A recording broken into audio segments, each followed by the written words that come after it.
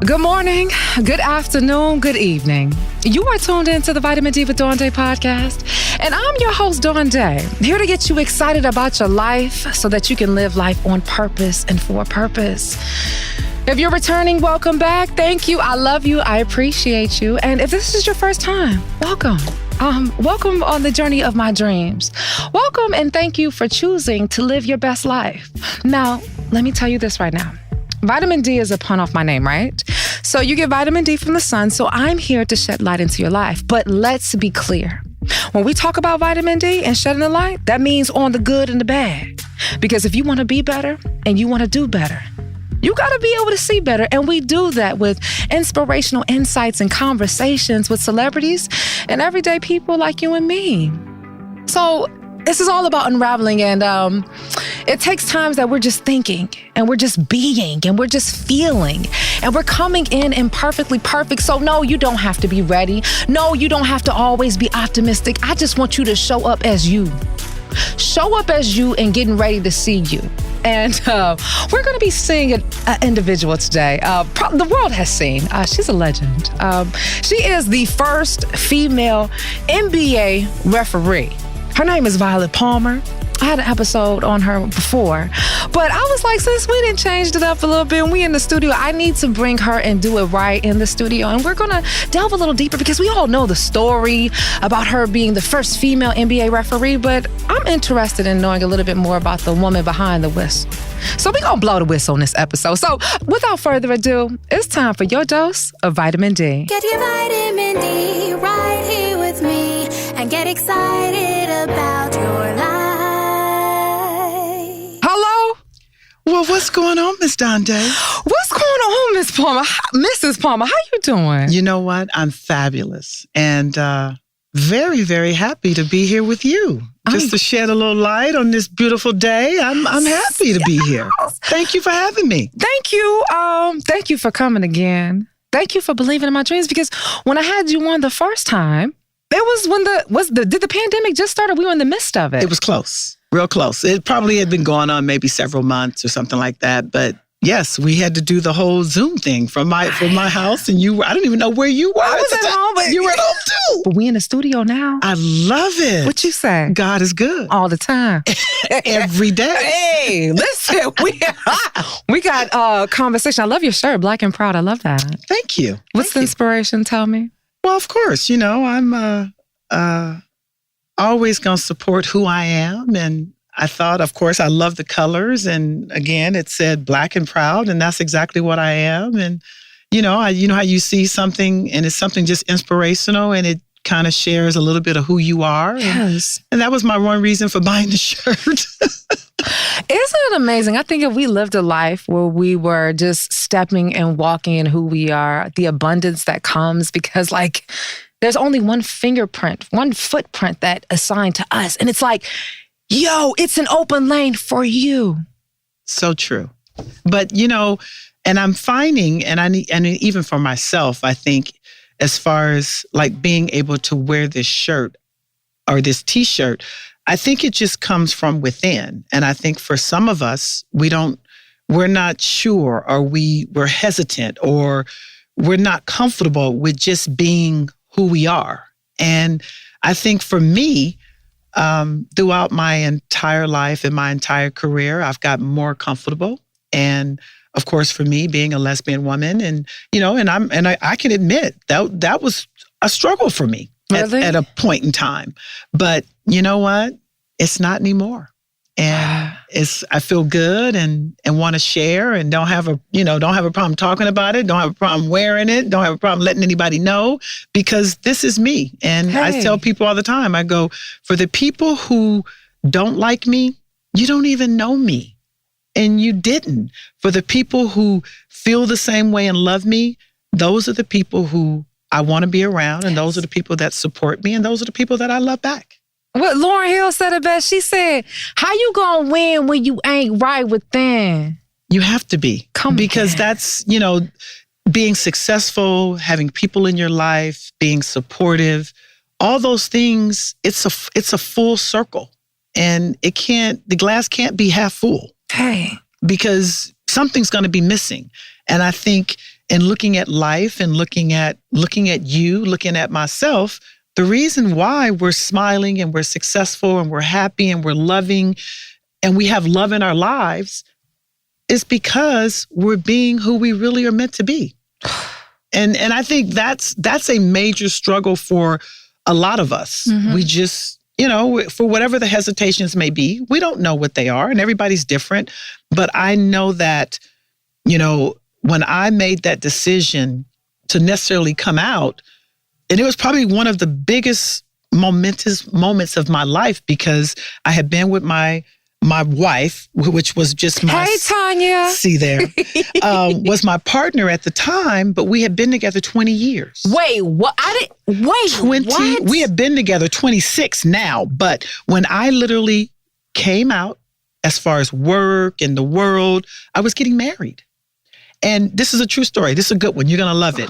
Tanya Williams, which was our officiate, and she, we were having a dress rehearsal at my house for our wedding. And she said, you know what, Violet? She said, you can't keep this a secret. And I'm like, well, this is what Tanya and I want to do. We're sharing it with our friends and family. And, she said, you are an inspiration for your community. She said, you cannot have this moment. You have been with your partner for 20 years. She said, do you not know how many women you can help by giving your story, sharing it? So sure enough, I called the NBA and spoke with PR to let them know, because at that point I was still employed, that was my employer. So I'm like, hey, I'm getting married, I'm having, a big ceremony and it may be some publicity. I don't know. How about they embraced it? Wow. I end up doing interviews and it actually just went bigger than it went viral, which was kind of fun.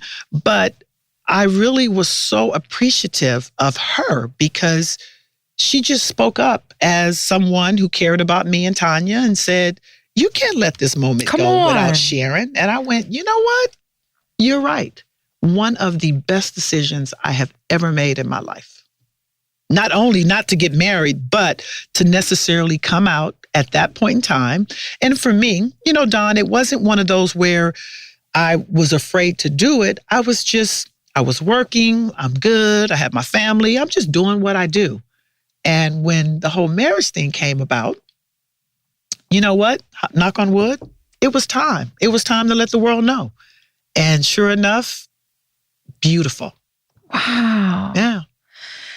You had said a couple things, because it's like it sounds so simple, because all you have to do is show up as yourself. True. Very true. But it wasn't simple. But you're right. You understand that it wasn't simple. Right. But it's like how we it really put was. These things in the way, and we sit in a moment of waiting for someone to tell us how to walk, how to talk, how to exist and to be, when the secret is just to be. And, it was interesting because you said you had to call the NBA to let them know that this ceremony was going on.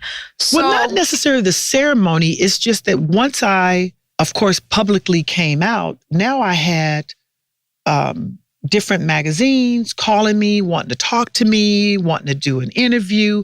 And at that point in time, when I was employed with the NBA, you had to actually get their permission because of me being an employer. And they pretty about much... your own, oh, yeah, right? They own kind of your rights. When in my position as a referee, I had to actually get permission to do any interview. If I was still working with them, I would have had to get permission to come talk to you, because that's just the way the agreement is written up.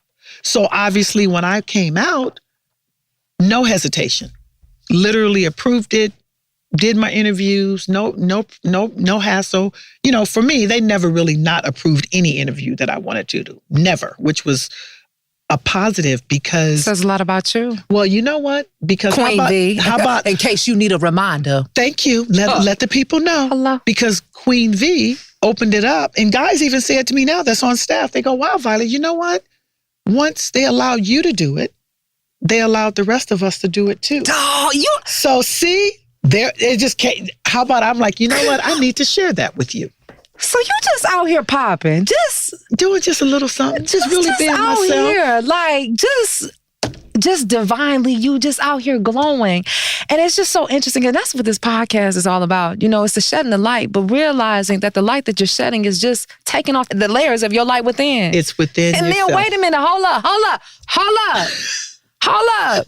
Then you step into it, right? Correct. And you just allow people to see you, and then you shine. And just like you said, you gave other people the permission to shine. You know what? I'll take it. How about if something in which I think for a lot of us, and it's really, I say this to kids all the time. I go, you don't know what's out there for you. You don't know, you just have to have some faith and want to step out on it. But all I can be is me. Hey. And the people that are around me and the success that I had and the love that I have in my life, all I can do is share that. And I think that's something that when I look at you and us I remember us sitting at a restaurant on the bar stools with some friends, and you were telling me what you were trying to do. Really? And here you are. Hey. You said Make it happen. You can dream it, you can do it, right? There you go. You dream it, you can be it, baby. Living my dreams wide awake, right? I love it. I like the wide awake part. I may have to steal that one from I'm going to have to give that to Tiffany Beasley. She came with that. Live your dreams wide awake, because I think oftentimes we think of dreams, we're asleep. And when you're asleep, you're dormant. Absolutely. And we are beings that are meant to live out fully. Truly. So, happy Pride Month. Thank Hello. you. So, wasn't an issue of you coming out, so it was publicly out there, so nobody in the NBA knew? No. Well, put it like this. I had my core group, because it was 60 of us at the time, 60 guys, and plus myself that were in the NBA. Gangsta. It's a small number. It's 60 out of all the teams across the country? Oh, in the entire world. In the world? In the world. That's it. Yo! No. Hold it. No. This is a bet. Do you understand who's right here? Catch it. Because I want to delve into deeper of talking about what it means to really be the first. But sorry, I just got excited. Go ahead, son. No, so 60 of y'all are out here. Yes. So I had a group, I have my 10, I call them my boys. And these are boys that I was in training with. And to this day, those are some of my best friends. So they knew, yes, my core group of guys that I had established a really, really good relationship, were friends. They knew, but I hadn't publicly come out to the world and everyone. So, of course, in layman's terms, I was still kind of in the closet. But family knew clearly. My family knew, everybody was fine, but I just had not came out with work because I guess at the time I really didn't have to. I didn't feel like I didn't want to make a big deal out of it. But you know what? Timing is everything. Hey, because when I decided to get married, I had already been in the league more than 10 years, and I had made it to the playoffs. I had established myself. So I knew that, and I say this to young women who are struggling as far as work-wise, or whether they want to come out or whether they don't. I said, look, you know what? Here's what I found. I found that the person that you are, people are going to love you. For the ones who are going to have something negative to say, they don't even know you and they don't even matter. So just be yourself. And when the time is right in your heart, you can do it. And I think that's what really happened with me. I was so excited. I was getting married. I have the love of my life. This was our 20-year anniversary. And we had made a pact that if we could make it to 20 years, and of course, Prop 8 had just passed, the timing was impeccable. Wow. So of course, got married. Fast forward, we've been together 26 years and life is good. They are fly. Listen, you better know. I am truly blessed. I am truly blessed. I have an amazing wife, and she's doing her thing, and we're just extremely supportive of each other. And that's probably one of the most magnificent parts of my life. That people who know me, they go, you know what? You two are just beautiful. And I can attest. I've seen it also time. I'm just like, oh my gosh, how you just fly fabulous and just everything. Well, some of us are just blessed. Blessed, and I'll take it. Yes. I'll take it. Did you see that video that went viral on Instagram with that little boy? Which one? There's been so many. Right. The little boy in which his brother was slapping him and beating him up in his head, talking about something, you can't be gay and not be gay, and his sister was filming it. No, I have not seen that one. Because it's a thing.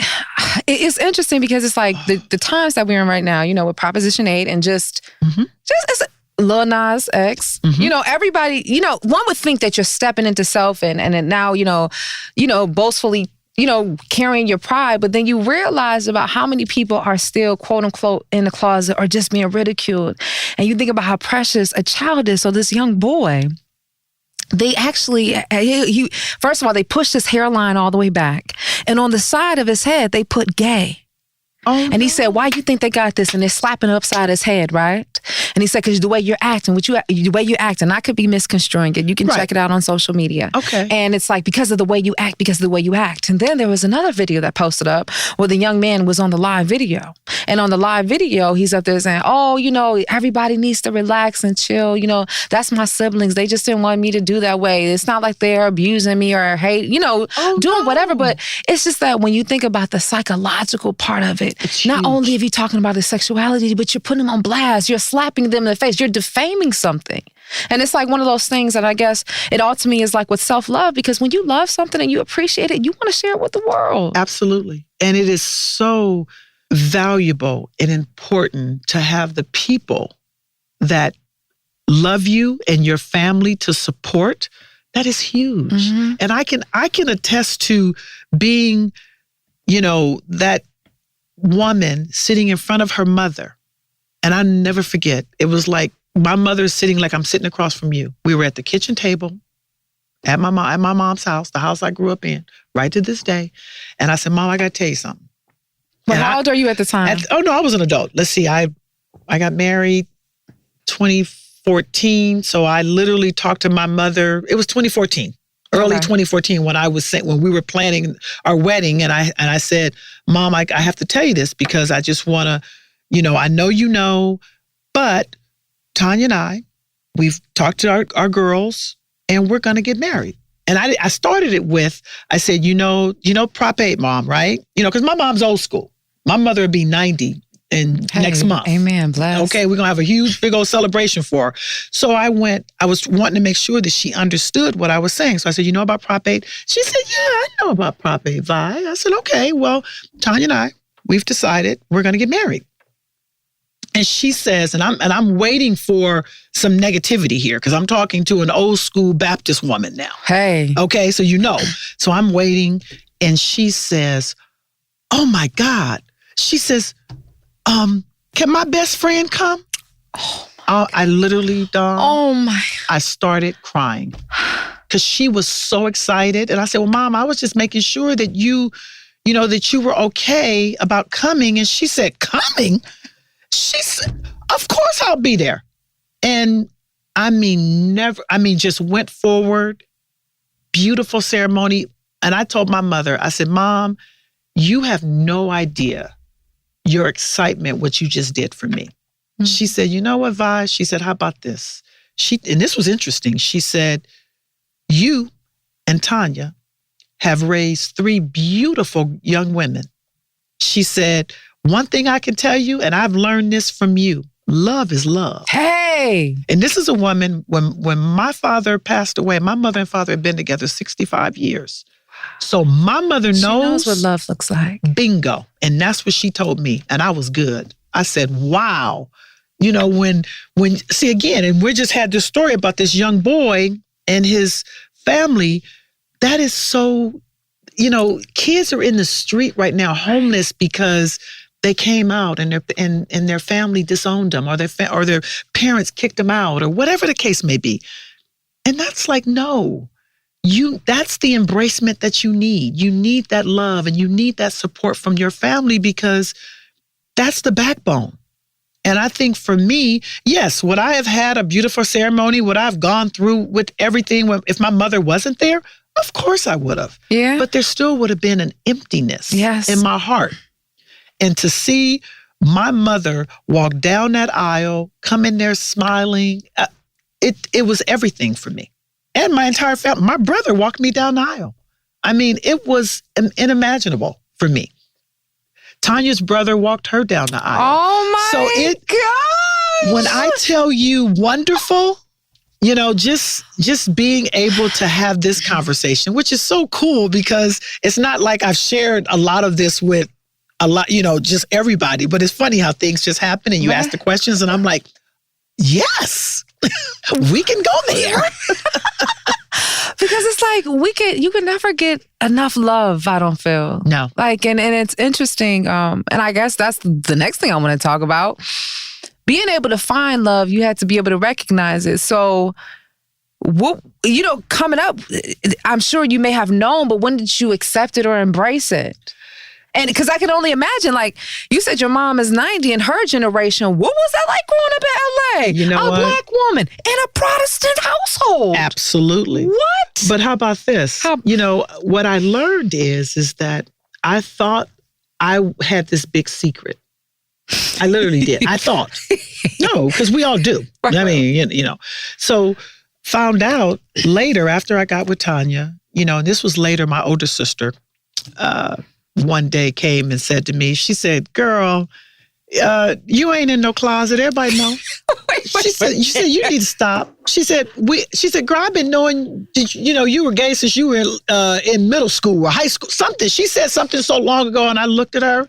She said, ain't nobody caring. She said, you my sister and you the bomb. She's like, so none of us care. So of course you can do what you want and you can say it or not say it, but we all knew. And that happens, and I'm sure in so many households with young women, young men who want to come out and, you know, and I say to kids all the time, I go, trust me, your mother know. And it's interesting that you said it like you grew up in her womb. Like, absolutely. And I always do the reverse. Like, I know when my mother was still around and alive, I knew her the way her keys would jingle. See? The breath. And it's just like, how could everything. Why are we acting oblivious to this whole, you know, I shouldn't say whole, but to this moment when I'm your child. Right. But you do have to kind of go through it. And I think every person is different and there is no judgment. There's no judgment on how soon you do it, how soon you don't. How you do it. None. Because those are decisions that every single individual has to make for themselves. And you'll do what's right for you. And I did what was right for me, you know, and, you know, thank God that it was wonderful and it was fine. And my career has been great because, you know, you have to realize too, for me, you know, at the time I was just getting my career off. I wasn't sure. And so I didn't do anything. It's not like I said I was trying to hide it because I really wasn't, but you know, you don't know. And my career was important and I was establishing myself and, you know, all that. So of course, once I had did all that, I went the hell with it. Hey, so you live a little longer. You realize when you got issues, you're the only one dealing with it. When you got bills to pay, you're the only one dealing with it. Why am I allowing you to come into my life and dictate how I live it? Bingo. And we don't have to do that. And see, that's something, and I say this to any young boy or girl who is struggling, I go, look, your story is probably a lot different than mine, but here is mine. And I guarantee you, the same way I feel, you're feeling it right now. And it's okay. And you make your decisions based on your life. And when you want to do it, I said, but I tell you one thing, once you do it, it is probably one of the most, you just feel free. Hey. You feel like, you know what? People really know me. You know, and I remember, and I tell this story to young kids. I remember, you know, when I was in the NBA, when we would get together for our meetings and I would be with my guys and then we would go to lunch after. And so, of course, we'd be sitting across the table having lunch and guys be like, well, oh, how's your wife? Or, you know, how are your kids? And I'm silent.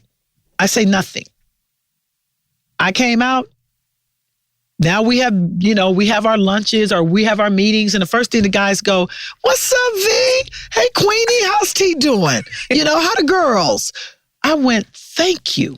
At least now I feel like I'm normal too, because we really are. Right. it's the same. You know what I mean? And I think those little small things help with your growth and the way you feel about yourself and the way you carry yourself. And that, like, and I have to give Tanya credit. You know, she said that being the example for who we are can help a lot of other women because you really never know. You never know, you know, like you doing what you do can inspire so many people. Us just having this conversation, someone can be struggling and then they can listen to this and go, you know what? I can do this. Right. And that's really what it's about. But you have to actually share it and be comfortable with yourself and be comfortable with who you are to be able to do it. But here again, you and I, we have this positive, attitude on life where we can share and possibly help someone else. Right. And it's just showing up to say, hey, give yourself permission to be you. But here's the thing. This is something that you said, and I'm interested in your viewpoint. You said once you came out and you spoke, there was a level of freedom. Mm-hmm. And I talk about this with Jeremiah as you met my assistant. It still seems as though like there's a level of freedom. Like I don't like labels, but it seems as though, and Jeremiah has explained it, you have to explain a label with a label, even if you don't want to be a label. Correct. Because I don't have one either. It's just me. Well, what does that mean? There is no label. Yes, I know who I am. And if someone asks me, because I don't think, I think the people who really know me, they know, but I don't think I don't walk into a room and someone goes, oh, you're, or I don't think so. I don't think, I guess maybe I give people the benefit of the doubt. But I think that if I am asked, or if I'm attending any type of event, or if I'm going somewhere and I'm not going to be some secret. I'm going to, that's my thing. I am comfortable enough with who I am, who I'm married to, my life, that nothing else matters. And that if you have a problem with it, okay, then I can excuse myself and I'm still going to be good. You don't pay me no mind. Don't pay me no mind. And be like, okay, well, that's on you. It's not on me. And I think for me, living this part of my life, it's just the best because I just feel like I'm being my true self at this point. There is no secrets at any point in time in whatever I'm doing, or it doesn't matter whether it's work, whether it's with my friends, whether it's with my family. I don't really care because I know that this is who I am and I will always just be comfortable with me. And then I guess if you were trying to cover up or to pretend to be anyone else, there's a level which you have to constantly keep up with, and that's just overexertion versus just showing up and say, "Hey." Well, no, it ain't. Mind you, it's not even going to. It's not even going to be right because I'm not really being my true self. And I think once you make that decision, it's huge. And it was interesting. I was watching Oprah's special with fathers. She just had right before Father's Day. I think it was it was on OWN. And she had all these men and Dwayne Wade was on there. And, he has his daughter, Zaya. And he was talking about how that when Zaya came out, they kind of wanted it to be a secret, because they were more protective. In his head, he thought he was protecting her. This is what he said now. And he said, he actually had to sit back and look at himself and realize that I'm not trying to protect Zaya because she's good. I don't want to deal with it. I don't want to answer the questions. And he said that's when he started doing research and reading and talking to his daughter. He says his daughter made him comfortable to be able to verbalize it and say, this is my daughter and she's transgender. And this is how we're going to live. And I'm going to, Gabrielle and I are going to support her. And that's it. It touched my heart. I went, that's what I'm talking about. Because you see this athlete, macho man, You know, and it's like, you know, whoever knows what the whole locker room talk is, and you stand behind your daughter like this. He said, I don't care. And that's the way. I don't give a damn. I don't, exactly. And when he was speaking, I knew exactly what he was saying, because if you've experienced it, you know. And I went, that's why he is so loving. And I mean, I could listen to him. You know, now I see him in such a different light, because I actually refereed him and I know him. But to hear him talk about his daughter like that, it just showed me a different side of him and Gabrielle. I went, now that's being an example of a father, the way you need to be. Just be supportive of your child, regardless of who they are, what they want to do, whatever decisions they make. You got to support that. And I went, wow, that was huge. So how did you feel what were your thoughts on Lil Nas' X video, Montero?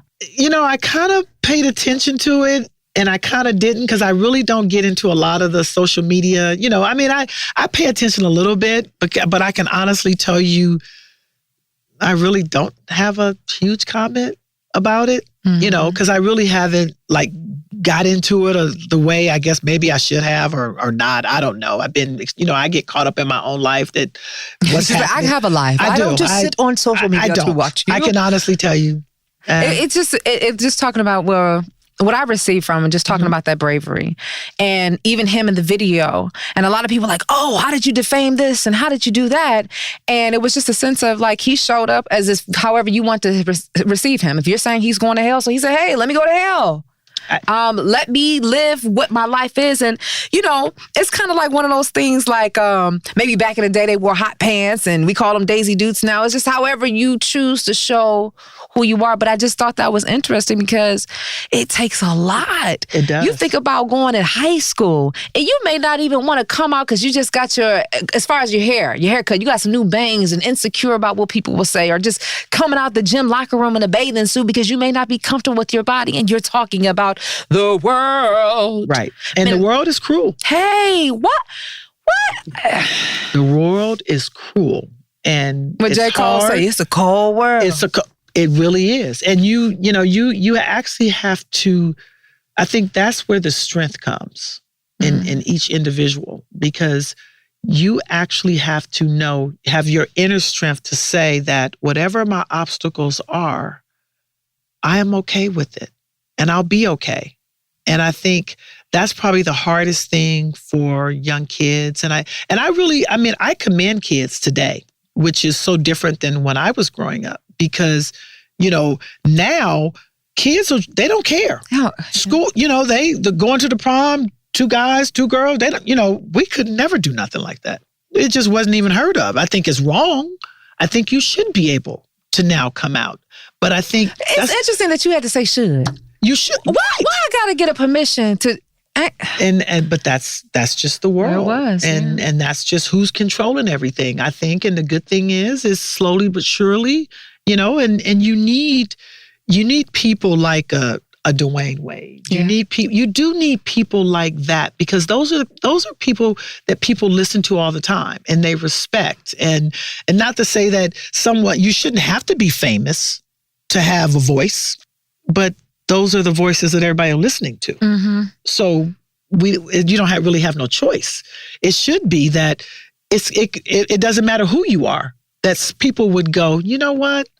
Yes, be yourself, love yourself, be who you are, be comfortable, and it would be okay. But we know in a real world that's not necessarily the truth. It's not. Just what you said about knowing who you are. And inside, I just posted up this clip, but in a previous episode, I had a deja vu. And she was just talking about, she has something called interview coaching. And something that I highlighted is that you need to interview even with yourself, an inner view. And how you're thinking of the world and how everybody's against you is just the enemy in a me. And it's almost like, when we come to embrace that, who are we really fighting? And we hear it so many times. Right. Your greatest competition is looking right back at you. So then it's like when you get in that moment of discerning which voice is which, Right. and then choosing the right which voice, one you're going to listen to. or which one you're going to listen to. There you go. But here again, that you can actually, in my opinion, that becomes easier when you are living your true life. Come on, talk to me. Because if you're living your true life, you're not going to second guess yourself. I can honestly tell you that there is no second guessing, because this is it. This is me. And whatever I do, I'm going to do it 150%. I'm going to give it my all. And I'm going to surround myself with people that are good at what they do, that love me, that support what I'm doing. And you roll with it. I think that's the one key component where you're able to be your authentic self. Mm-hmm. You know what I mean? I think that's something that once you make that decision, all the other decisions are really not that complicated. So then what do you think, at what point do we lose that? At what point do we decide or subconsciously decide not to be who we are?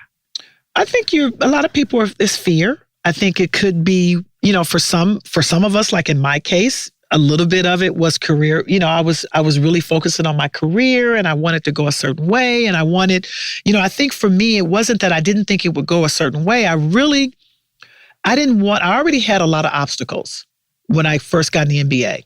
I'm a woman, double whammy. Right. I'm the double whammy is I'm a woman, then I'm an Afro-American woman. Mm-hmm. I'm a lesbian, and I'm going into a man's world. So you look at all of that and I'm going, okay, I got all this negative. I'm not going to put another layer on it myself. Not right now. This is in the back of my head. Mind you, as you quoted in previous interviews, you said the entire world was expecting you to fail. God, no it's doubt. almost like somebody has their hands over your neck, just strangling you. I'm trying to hold on. I'm trying to hold on to just me. And I didn't at that point in time. And this was my being logical. I'm thinking, well, the last thing I need to do is come out, because now I got that on top of all the other stuff. But here again, timing is everything. And it wasn't like I sat and had this conscious decision to say, I'm not coming out. No, I didn't. It was one of those where no one asked, so I didn't tell. Nobody was wondering why you never brought anybody on a date to all of the... No, literally, Tanya would show up. No, mind you, I wasn't. See, that's what I'm saying. If the guys knew who she was, I didn't hide that part, but I still hadn't verbally said it. So we already know. So you're just waiting like, okay, well, she ain't say nothing. So nobody asked me. I don't have to tell. But you know what? Obviously, when I decided to make the decision to get married, then I'm telling everybody, but I went, okay, I guess it's time, and those were my choices. And, it was the right time for me. Do I wish, in a perfect world, if I would have did it a lot sooner? Probably. But what would that have looked like? What would have been the difference? I have no idea. You know what? Right, because we ain't. I don't know. Can't live in the past. No, I just went forward, and it was the perfect time, and it worked. It turned out to be the best decision for myself, and I think, and I say this to young boys and girls all the time, that you have to make decisions for you, and if you do that, let the chips fall where they may. And some of it may be good and some of it may be bad. But I think overall, you're going to be okay. And I look at myself and I'm like, not only am I okay, I'm doing amazing. Wow. And all you had to do was enroll into who you are. That's it. So do you feel as though that, I guess if you didn't come out and you said that everyone embraced it, do you feel as though you opened the door for many other people? Did someone else come up to you and say, hey, thank you for that. I can come out as I am, or it wasn't a thing. It was just more so you got married and everyone celebrated you. You know what? I have a lot of women. I had a lot of women who actually, that are in the officiating world, actually say, you know what? Thank you. Dawn, I've even had women, Afro-American women who officiate, because you have to realize when you're a referee, it's a very conservative profession, because you toe the line. You're about rules and regulations, and you have to, you got to stay between the lines. You got to dress a certain way. You can't, I've had Afro-American women want to talk to me about their hair. Like, because I've changed my hair. If you look at my career from the beginning, right? If you look at my hair from the beginning of my career till now, it's changed probably 20 times, probably more, 25 times. But I've had women literally want to call me and say, "Hey, you know what? I'm a college referee. Do you think I could wear braids, or you think I could have my hair dreaded, or you think I could, wear this type of ponytail?" I said, absolutely. You do what's comfortable for you. Because that's how we have to think. You do. I tell people oftentimes, it took me a while to get these. Like when you met me, I was a bald blonde chick. You understand what I'm saying. Definitely, in more ways than one. For us, it's big. Because that's a part of who we are. Yeah. And if you can, and like I tell women, I said, look, I hear where you are. I said, but you know what? Yes, you can do it. Yes, you can have, your braids. Yes, you can have individuals. Yes, you can have dreads. Mm-hmm. Embrace whoever you are, whatever you want to do, embrace it. I said, because to go out and be a referee, you have to be comfortable. It's because if you aren't sure about how you gonna be sure about what you seeing if you can't even look in the mirror and say who you sure about seeing? There you go. So you understand exactly what I'm saying. So this it's so many different areas where there's growth and development, and where you can just be an example for somebody. I mean, Dawn, do you really think that I thought about that I was changing my hair, that women would notice, and women referees would know, Afro-American women, and they go, "Oh my God, if Violet can do it, I can too. And I'll be okay." It was just little things like that it started opening my eyes, because literally for me, I was just being comfortable. Hey. I'm like, well, being an athlete and having to work out and run and we, how Afro-American women are about their hair. Hello, somebody. Thank you. You with me? That's a whole nother. We can go a whole nother conversation about that. So literally for me, those little bitty things where I notice I can be an example to help some other woman in this profession of officiating. Awesome. Mm-hmm. You know what? And I wasn't even thinking at that point in time, I'm just changing it. I don't know. I'm doing what I'm comfortable. I'd have done the research and read. That never crossed my mind, that even down to the hair. And so, just reading, and anybody that's Googling, the first thing you're thinking of, Brooke Barrios is the first female NBA referee. But then think about what comes along with being a female, the different things that you deal with, such as your hair. How about being the first, being a pioneer, being a barrier breaker? How about I didn't pay attention to any of that? And I think you and I we touched on this the last time we talked, until years after I was in the NBA, because that wasn't the objective. The objective was, I'm trying to get myself a job. Hello, somebody. I'm trying to take care of my family and my kids. I'm thinking about working in my career and being successful. Had no idea. Just like homegirl, Shakari? Yeah. Track runner, I can't think. What's her last name, Jeremiah? The little lady who just won. Shakari. I want to say Richardson, but I can misconstrue that. But yeah, she just won. She just lost her mother. Right. Just I just saw it this morning on Sports Center. She a bad shit. How about that? She said, not only just thinking about the different adversities, and we can touch on that too, but just about what you're saying, how where your focus was. She said, like, even coming up, I think like 2 years with running track, I guess on the collegiate level, people are saying, no, you're just a freshman, you're just a junior, like you can't do it, da-da-da-da-da. And she said, hold up, sis, hold up, bruh, hold up, whoever you are. Back up. When it comes down to it, it's me and the clock. Mm-hmm. Don't matter where I came from, what I did, all that matters is all the effort that I'm putting in and I execute. Yep. I'm fighting against the clock. Hello. I'm not fighting against none of you. And sure enough, when I saw that this morning, when she took off, it was all about the timer.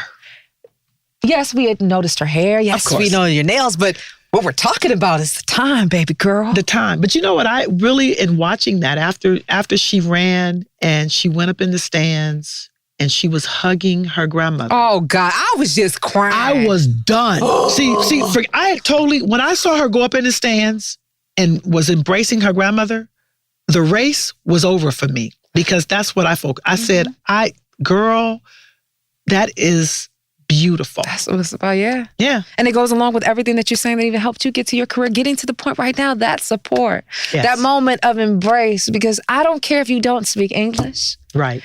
You knew what you saw. Right. And you still felt it because there's nothing that's different from the same thing of which your mother said, love is love. Over and out. And how about this? If we're looking at the world with everything that's going on right now, if people did two things, treated their neighbors or other people the way they would want to be treated, number one, and love themselves and give it, and of course, share it, this world, we wouldn't have half the issues we have right now. Think about it. It's real simple. It's not, kindness is free. That's the problem, because that's what we're missing. If everyone just stop and just be kind and say hello and be generous and just love people for who they are and stop looking at the outer appearance or stop looking at what color we are or stop. This world would be a different place. But if we could just treat each other with mutual respect, I'm like, how complicated is that? Mm-hmm. If we get out of our own ways, but we really can't. Some of us can. But for the majority, I think that's why we have all the hatred, everything that's going on, is because you have all this other stuff piled on top of it when all you have to do is treat people the way you would want to be treated. Right. Be kind, be loving, and let the chips fall where they may. Just thinking as you're speaking and talking about Sha'Carri and thinking about how you're breaking barriers, the thing that I look at that's just the common thread that I see is that you guys were focused on yourself. And I talk about this on the Vitamin D podcast. It's the tagline. It is. You are your greatest asset. You are. You are the thing. You are the shiznills. You are the foundation. So true. But you know what? With all that though, and I don't disagree with you, when it comes to being who you want to be, getting where you want to get to, you still have to do the work. Okay, so what does the work look like? No, it depends. It can change. My work may be different than yours because it's an individual thing. Yeah. And see, again, that's where most of us can't find it. And that's the issue too, because we so busy trying to ask somebody else how to live our own. There you go. You better speak. What did I tell you on Vitamin D? Did I tell you we unravel and I discover things too? Here I am asking her what it looks like. Dawn, what does it look like to you? Well, for me, again, I found mine. Right. I'm just saying to you, as in Dawn, like what does it look like to you? Or to you that's listening or watching? Right. Exactly. Because that's a huge component. And most people, I think having like your podcast, which is wonderful because things that we talk about or things you talk about with some other celebrity or some other person can help, can trigger, can open up. Can shed some light. For someone. Because mind you, one person at a time. What? That's it. You ain't asking for it. No, you're good. If every podcast you could hit one heart, you've done your job. Just one. You may get 2 or 3, you may get 5, you may get 10, who knows? But someone's going to listen and someone's going to be able to relate to you and I right now.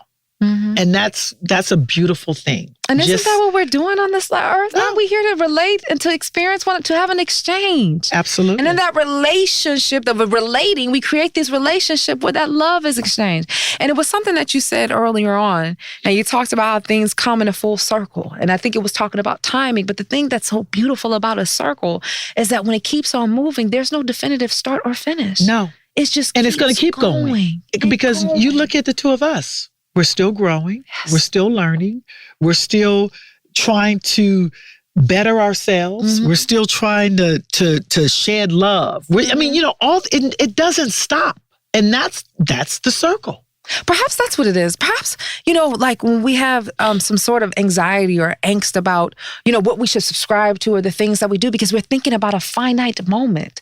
As in, like Michael Jackson saying, this is it. But who's to say that this is it? This is just right now. It's just the start. And honestly, right now is all that we can really, truly bank on. Right. That's all we really need right now. Because that's the gift in the present. That is the gift. We're not worried about, tomorrow, tonight. Right now, it's just me and you. Right. It's just being who we are, just being present, and it's funny. Most people don't even know what that means. Like, just be present. Because we're constantly trying to escape, constantly looking at other people. And it's like, use it as a source of inspiration, but up-leveling your level of discernment to know what is your lane and what is your life to live in that. Correct. Or be of that. Right. It's so true. So true. And I guess I just hope that, a lot of people realize is that you don't have to wait for someone else to define you. You don't have to wait for somebody to create your lane. We are living beings that create life, and that life can look like a career. That life can look like a piece of art. It can look like your favorite song or a piece of poetry. Just create, and to know that in this creation process, isn't it so freaking interesting how we can understand an abstract portrait but can't even understand our damn selves? Girl, stop. What? Yes. That is so true. It don't even make sense, but you can stand there and be like, I see the color, the emotion, the view. What about I see how she felt or how he felt when he painted it. But I'm like, no. How do you feel? How did you feel? That moment you had to step into your truth. Right. That moment that you said, I'm not subscribing to this label. That moment that you stepped out there, you said, I'm about to be the first female NBA referee. That had to take a lot. Because who were you looking at to know that you were possible, Violet? To be honest, probably my parents, because there's nobody else had ever done it. I'm kind of going through blindly, not knowing. All I knew was I understood officiating. I loved it. I had the passion for it. I was an athlete. So I'm like, okay, if you think I can't get up and down the floor with these fellas, these big, these NBA guys, gangster, I'm going to do it. So it was almost like fuel that, I don't know. It was my fuel. Exactly. Because clearly you were burning trails, baby. No. And I wasn't stopping. I was like, you know what? If you think, and I even said this in one of my other interviews, I said, you know what? How about this? I said, maybe the NBA, maybe they didn't know what they were going to do when they brought the women in. I said, but you know what? They made a big mistake. Because I was there to stay. Hello. I was going to make it. And sure enough, again, you already know, we're very powerful. We set our minds to things. You can do anything. If you're passionate about something, you can do it.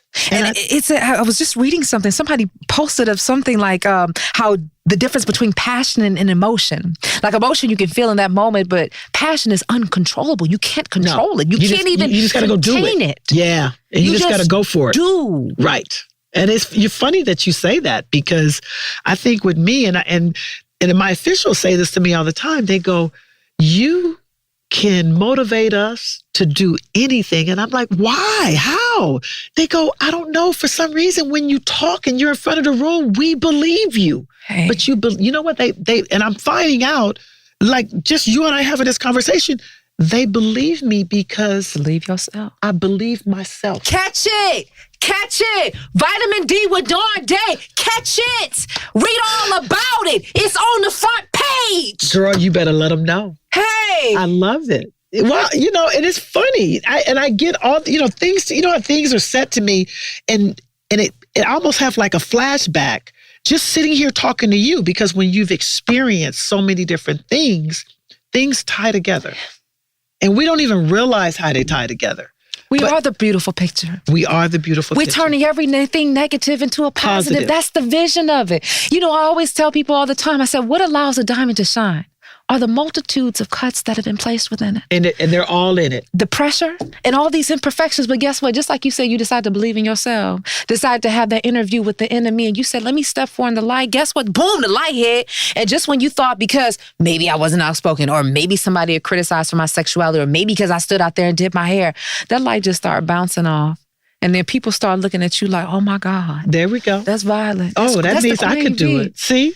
If she could do it, I can do it. Or if, she did it, it's a possibility for me and whatever I'm doing. And again, we're talking about officiating, but it really doesn't matter. It's way bigger because this goes for anything that anyone is trying to do, period.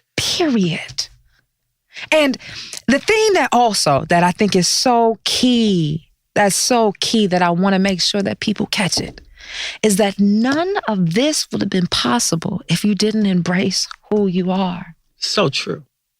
You know what? I think this wouldn't even be a conversation. No, it wouldn't. Because when you are your authentic self, nothing else matters. It doesn't. Because you know the truth by the way it feels. Yeah. That was in 𝘸𝘪𝘵. And I don't have anything to subscribe to or meet the measurement to because I am the line. Right.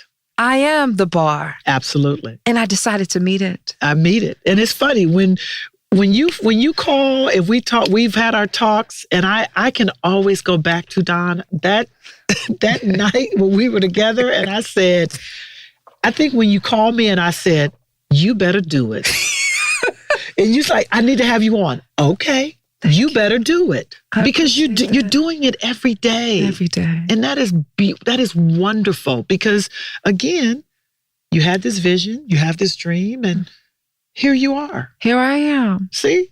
And here's the thing, like people be talking about the vision. I think maybe the thing that people stop on their dreams is just feeling like themselves, like I said, trying to figure out what the picture is going to look like and just forgetting the process of development. Even the picture had to be in a dark moment to grow, just like that seed in the ground to grow, to get your nutrients, to get everything that you are. So then when it's time to position yourself to blossom, to bloom, oh my, the beauty in it. And it's that thing that you say, you didn't know exactly what. When I was under the comforter in New York with my USB microphone, I didn't know that the process was going here, but I knew what vitamin D was going to be because it was the passion. Absolutely. Because I can't tell you how many times and different obstacles have come my way, even just releasing my job with working with Steve Harvey Morning Show. And I'm sure that was scary for you. What you say? Oh, I know. Oh, no. What you say? That was very, very scary. And I got a little frustrated with myself because, here I am. I done lived in New York. I'm from Detroit, so it was nothing for me to just get up and move into D.C. to go to Howard. And I didn't know what happened when I got to New York, but I was there. Right. Even down to coming to L.A. Do you know I came to visit, and I knew I wanted to be here because of entertainment, like the voiceovers, the acting, the hosting, all that kind of stuff. Love it. But the drive that said, I wasn't working, and I said I wanted to live somewhere with palm trees. I ain't mad. And they right here. What? And just because I decided to put one foot in front of the other. And you know what? But how about this? You never said that you didn't have stumbling blocks. That's what I did not say. You never said it wasn't difficult. That's what I did not say. You never said you didn't have disappointment. Catch it. You see, I'm listening. You never said any of those things. But that never stopped you. Never. And even in my frustration of deciding to leave the Steve Harvey Morning Show, I got upset with myself because I said, Dawn, when have you ever felt that you weren't gangster, that you needed somebody else to attach on to do you? But if I hadn't stepped away from that, we wouldn't even be right here. No, we would not.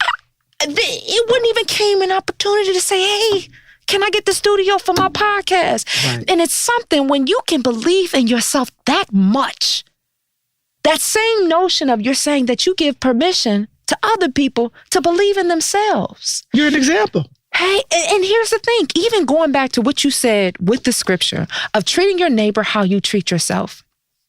And if you can learn to love yourself and to walk, you understand what it takes. Right. You understand what it means to have a dream, to have a voice, to exist, to be received, to be loved. It's almost like if I feel this and it feels good, why wouldn't I want to give it to you? You have to. See, that's the thing. That's why I tell people, I go, I am here to be an example. And I say this to my officials, and they just go, man, I go, I am here to be an example. I am here to support. But you know what? You have to do the work. I can't do that for you. I've already done mine. I got mine. I tell them all the time, I say, I got mine. I'm going to try to help you. I'm going to try to help all of you get yours to wherever you need, wherever you're trying to get to. I've already been to the top. And I say, once you get to the top, there's only one direction you can go. What's that? Damn. That's it. Wait, what does that mean? No. I mean, it's not bad though. See, and this is the thing, when you're moving up a ladder, Dawn, and everybody has their time, when you're moving up that ladder and you get to the top of whatever career, whatever aspirations, wherever you're trying to go, there's only one direction you can go once you get there. Mm-hmm. I'm talking about when you make it. Mm-hmm. Is you got to come down the other side. And when you come down the other side, now we look at, have you treated people? How you been? What type of person are you? Because when you're going this other direction, things are still good for you. And it doesn't mean it's let's say down, because maybe you got to go up somewhere else. This is true. Hey. Something else may come in your path, but it's how you treated people on that climb. Because when you're now on the other side. On the other side. Those same people are still there. So again, if you were not a good person, stepped over people, treated people, not kind, whatever it may be, not professional, you got a problem. And that's why I go, no. One thing I tell you, and this is a good example because I win the NBA, refereed my 20 years. Wow. I came from the NCAA, women's college basketball. When I got finished with the NBA and my officiating career was over, I came right on back over to the NCAA on the, in the women's officiating, which I'm doing now because I didn't burn any bridges. I treated people with kindness. I was always still supportive. So of course, once I went through, took my ladder up, and now I wanted to make another transition, they were open arms like, oh my God, this is what we need. Oh. Yes, please come. And here I am. Amen. So, so it's like, it's like my career didn't stop. Yeah. It just kind of changed a little bit. Yeah. And it's actually, I feel it's more rewarding being on this side because now I'm able to really teach referees, support referees, watch them prosper, watch them grow. Mm-hmm. I feel like when I get to the NCAA and at the Final Fours and my referees out there working, I feel like a proud mother. Oh, I mean, seriously. Yeah. And I say this all the time. I go, you know what, Lord, how about this? If you allowed me to have the career that I had, and now I can supervise and teach and mentor and train and share all the knowledge and my passion that I have had in my life, in my career, and I can now give it to someone else so they can see that they are possible. Absolutely. So how has that been as far as, I shouldn't say holding that weight, but being that example for women coming in the business? Because there's a lot of things where people are told to humble yourselves, or, oh, a lady doesn't act like that, or this is part of the boys' club. Like, what was it inside of you that said, hey, I need to be that for these young people? Because I'm wondering, who was that for you? Being the first? I can honestly say it's my parents. I think I was raised... my mom and dad were always extremely supportive on whatever we wanted to do. And it wasn't just me. It's my brother, my sisters, my nephew. It really didn't matter. And I think for me, having that close-knit family support, I was never afraid. We were always told, you know what? You're smart. You can do anything. You know what? Just be a good person. Treat people with kindness. treat people with love and respect, and let the chips fall. And I think for me, that has been kind of my just core values in whatever I do. And it really doesn't matter. And I think that has been the one true component to my life that I look at now and go, I am doing exactly what I should be doing. Oh, wow. You know how many people can't say that? No, I know it's a lot of people can't. I really can. I am truly living. I can't even say my best life because it is always good. It's not my best. It is my life, period. And it's amazing. Right. That's just interesting what you just said right there. We get in this situation trying to label what's the best moment. It's just all of you is beautiful. It's all of it. Everything. Embrace every little bit of it. Everything. No matter where it can stop. Yeah. Oh, wow. So what would you say to whether, a queer athlete? Are referees considered athletes as well? We are. Because y'all be running. We're athletes. Y'all be getting out there getting. Okay. What would you say as some advice for a queer athlete that's looking to come out? Or what would you say to them? Anybody, athlete or not, what would you say? I would say that, you know what? Everybody's time is different. And it's up to each individual person. I said, I would just share my story. If they wanted to hear my testimony, my own testimony and what I went through, and just share that coming out just relieves so much pressure. I think, and then it allowed me to be able to now talk about my life, because when you're around professionals and you're around people that you work with and you're not able to be your true authentic self, you're holding something back. It's like, you are restricted. We know what happens with even aneurysms, heart attacks. Thank you. All of it. And I think once I released all that, Dawn, nothing else mattered. It was about being me. I'm hearing D'Angelo. Nothing even matters at all. Go ahead. Oops, see there.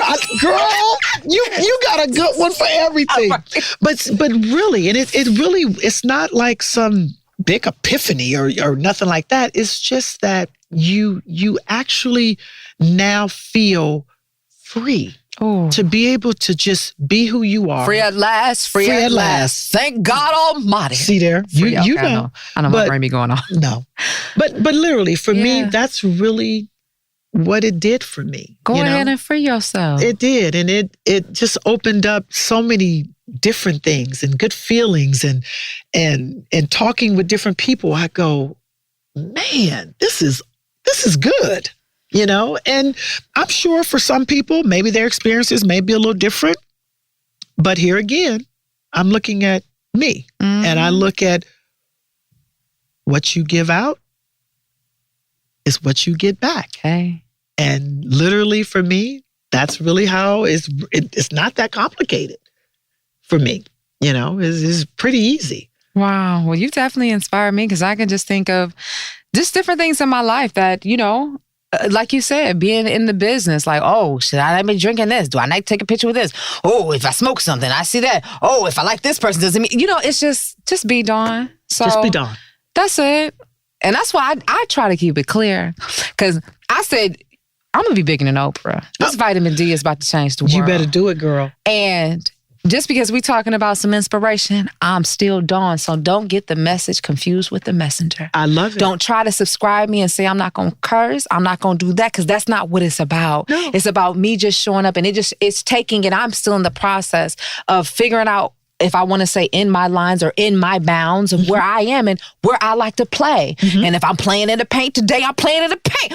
Okay. And you can do that.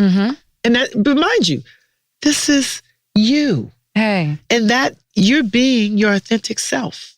And as long as you do that, this is going to thrive as it's doing, as we're sitting here. Amen. Okay, so I thought of a little game. We got a game? Uh-oh. I was like, how can we merge both worlds of being inspiring and then basketball? So this is the first time I've implemented this. This right here, Jeremiah and I are still working on the name of it. Okay. This could be the vitamin chest, the Vita box. Anyway, you never know what you're going to get in The here. brown box. The brown box. Hey, get your nutrients here. Salt, pepper, ketchup, pick it up. It's like, no. In here, I put some terms in here in this chest. And what I want you to do, these are basketball terms, so it's nothing that you haven't heard, okay? Oh, okay. But the twist that we're going to do is that I want you to give me related to something inspirational with life. Ooh, okay. And if I'm going to have you pull one. If you get stuck, I'll pull one. And then I'll tell you how I can relate it to something inspiring. Oh, okay. Okay? All right. We're opening the box. Oh, the box is open. Okay. Mix it up. Go ahead. Oh, look at it. Dig in the box. Little card, those little things in here. Uh-huh. Okay. Okay. Open it up. She's opening. What does it say? Alley-oop. And I knew you were going to pick that. I promised to God. No, you didn't. I promised to God I said it in my head. I promise you.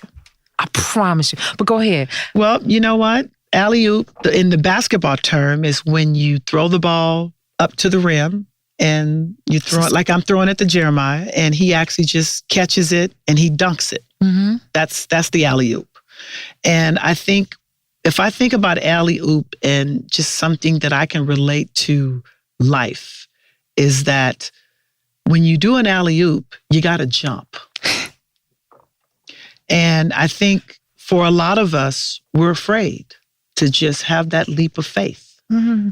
And you have to trust yourself. You have to trust your training. You have to entrust, how you were raised. You have to entrust your values.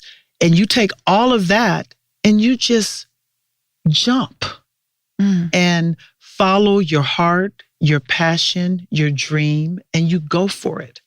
And that's what I got out of alley-oop. Gosh, that was so good. Jeremiah, that was good, wasn't it? That was pretty nice. Do you want to do another one? If you want Okay, to. why not? Just because I'm curious. We're learning. Yeah, one more. Look, you said it's the first time you pulled it out. This is the first time I've been Look, it ain't the first time. I'm the first at something. hello, somebody. Here we go. Recognize it. Let's see what we got. Ooh, this one is carry. Interesting. And carry it in the basketball term is that you when you're dribbling, right? You can't take your hand underneath the ball and then take it back because that's a violation. I thought carrying is when you move 2 steps and you didn't dribble the ball. That's traveling. So and actually they're both are violations though. So they're very similar, but this particular one is holding when you have to dribble like this, right? And if a player literally trying to make his move or she's trying to make her move and they take their palm and they hold it for a second and then go again, that's the violation because that's an illegal dribble. Mm-hmm.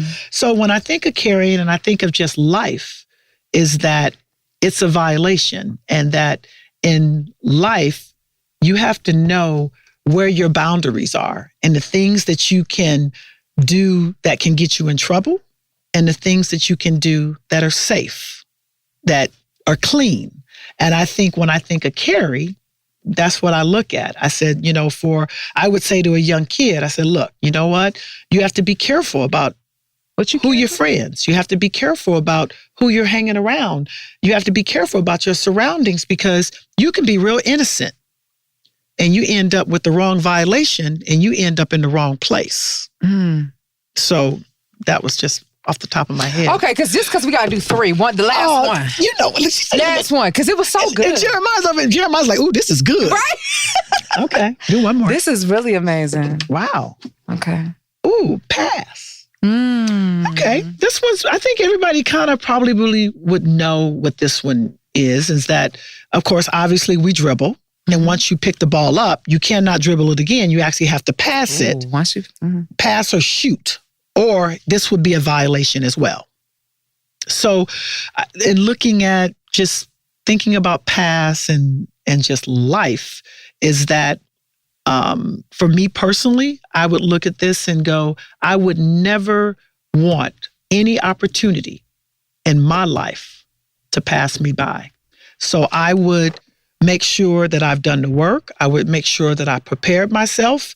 I would make sure that I am physically ready, mentally, physically to do whatever it is I need to do, because I know that when that opportunity presents itself to me, it will not pass me by. Love your work. On and off the court. Hello. Thank you. That was fun. That just came up. Jeremiah was like, yeah, we should do something with terms. And then I was like, okay, let me infiltrate that. I'm telling you, he's amazing. Awesome. So thank you for that. I don't know what I expected the second time around, like how it was going to be different, but this was amazing. It was everything that I feel that it was supposed to be. You know what's so awesome that I think I enjoyed even more is that it was nothing like the first one. That's what's awesome. I mean, you know, and I guess that's the way it's supposed to be. Right. That our first one, this one was just so different, but it was awesome. Right. And something was still, received. And I think people are just seeing another layer of who Queen V is. Why you are the queen of your court. Oh, you know what? Thank you so much. That was thank you. Again, it's you, because we just sit here and we just talk. Edifying each other, Queen. Yes. So I would ask you what your dose of vitamin D is, but I feel as though you got some. You've left it, I made my mark. Hello. It's like Beyonce say, I was here. I lived. I learned. I love it. I did everything I imagined. Anyway, so if someone has heard you, which the world has, and they just want to follow you, tell us, what you have going on that they can check you out with, where they can follow you on social media. Well, obviously, my Instagram, I'm NBA_lashes. Hello. And you can, you can follow me. I think everything is kind of on there. I am in the process right now. I'm working on my my website to kind of get my motivational speaking going, because that's the one part. I'm going to start trying to work on my foundation. Oh, wow. Violet Palmer, the Game Changer. Hello, somebody. Yeah. So just a few other things to add to what I'm doing, in officiating and supervising and all that thing. So that'll kind of be my the other part of the new me. Hey. Oh my gosh. Well, I love it. And I receive it. And I just hope that everyone else understands the magnitude of all what you had to say. Well, I hope so too. Thank you. Because love is love. Absolutely. Black and proud. You said it loud. You know what? I guess I was supposed to wear this today. Hello, because you know what? We took everything started from my shirt. From the moment I said, well, hello, shirt. Oh, thank you. I was like, oh. But what you did was you wanted to wear what made you feel good. You know what? And started a whole other thing. You probably saved some lives today. I hope so. I really do. Oh, man. Thank you. You're more than welcome. Well, you heard it right here. NBA's first female referee. While many of the barriers that have been discussed before have been talked about, what's happened literally on the court. But I'm telling you, after this conversation, just learning and understanding and seeing how many barriers were broken off the court, and really understanding how the foundation and what it stemmed from is love. May we get to the point that we learn to love ourselves, and that is going to entail for us to see ourselves and to truly see, to really get an inner view as to who you are. Because when you show up as you are, you give yourself permission to be who you are as you are right now, because you are who you are.